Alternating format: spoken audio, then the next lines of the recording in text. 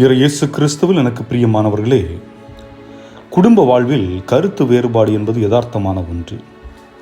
4 மனிதர்கள் ஒரு இல்லத்தில் வாழும்போது அவர்களுடைய கருத்து முரண்கள் ஏற்படும்.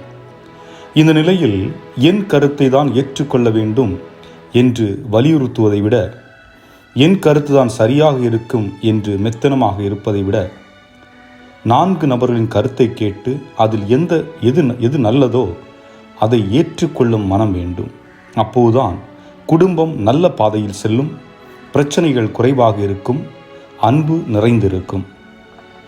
அதை போன்றுதான் இன்றைய முதல் வாசகத்தில் கிரேக்கர்களும் எபிரேயர்களும் இயேசுவை ஏற்றுக்கொண்டு அவர் மீது நம்பிக்கை கொண்டு ஒன்றாக வாழ ஆரம்பிக்கின்றார்கள்.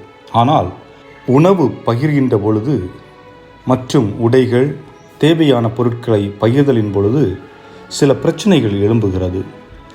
நீங்கள் அவர்களுக்கு மட்டுமே முன்னுரிமை கொடுக்கிறீர்கள், எங்களுக்கு தரவில்லை என்று ஒரு நிலையினரும் மற்ற நிலையினரும் அதற்கு எதிராகவும் இவ்வாறு ஒரு சில பிரச்சனைகள் அங்கே எழ ஆரம்பிக்கின்றது. இந்த நிலையில் திருத்தூதர்கள் தாங்களே எல்லா வேலையும் பார்த்துவிட வேண்டும் என்று எண்ணாமல் உணவு பகிர்தல் போன்ற பணிகளை பிறருக்கு பிரித்து கொடுக்க முற்படுகின்றார்கள், அதன்படி செயல்படுத்துகின்றார்கள். அதே நேரம் ஒரு சிலரை தேர்ந்தெடுத்து அவர்கள் மீது கைகளை வைத்து ஜெபித்து அவர்கள் இறைவேண்டலிலும் இறைவார்த்தையை போதிப்பதிலும் ஈடுபடுத்துகிறார்கள். இங்கு நாம் இயேசு திருத்தூதர்களை குருவாக திருநிலைப்படுத்தினார். பின்பு திருத்தூதர்கள் இயேசுவின் பணியை ஏற்றுச் செல்ல மற்றவர்களை, புதிய சீடர்களை, இறை ஆவியை பெற்றிருந்தவர்களை தேர்ந்தெடுத்து குருக்களாக அருள்பொழிவு செய்து மக்களிடையே அனுப்பி வைக்கின்றார்கள். அவர்கள் இறைவேண்டலிலும் இறைவார்த்தை போதிப்பதிலும் ஆழமாக செயல்பட்டார்கள். இனி நற்செய்தியில் பார்க்கும் பொழுது இயேசு கடல் மீது நடந்து வரும் நிகழ்வை கப்பர்நாகுமுக்கு செல்லுகின்ற படகிலிருந்து சீடர்கள் பார்க்கின்றார்கள்.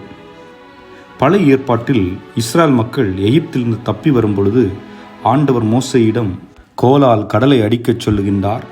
அவரும் அதன்படி செய்கின்றார். அப்பொழுது அந்த கடல் 2ஆக பிளந்து மக்கள் பாதுகாப்புடன் வெளியேறினார்கள்.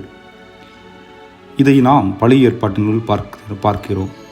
அப்படி செய்த இறைவன் கடலில் நடக்க முடியாதா? தான் படைத்த காற்றையும் கடலையும் கடிந்து கொண்ட அவரால் கடல் மீது நடக்க இயலாதா? முடியும். ஆகவே தான் கடலில் நடந்து செல்லுகின்றார். இதை பார்த்த சீடர்கள் சாட்சியம் பகர்கின்றார்கள். இங்கே தேவையான ஒன்று நம்பிக்கை. எனது நம்பிக்கை அறிவு சார்ந்ததாக மட்டுமே இருந்தால் என் புரிதல் சிறுமையாக இருக்கும்.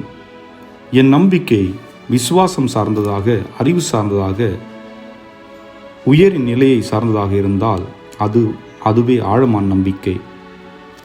இங்கே ஒரு கேள்வி எழும்புகிறது. என் நம்பிக்கை எப்படிப்பட்டது? நான் பகிர்ந்து வாழ்கிறேனா? என் இல்லத்தில் வாழும் ஒவ்வொருவருக்கும் கருத்து சுதந்திரம் இருக்கிறதா? சிந்தித்து பார்ப்போம். இறைவன் உங்களை நிறைவாக ஆசீர்வதிப்பாராக. ஆமென்.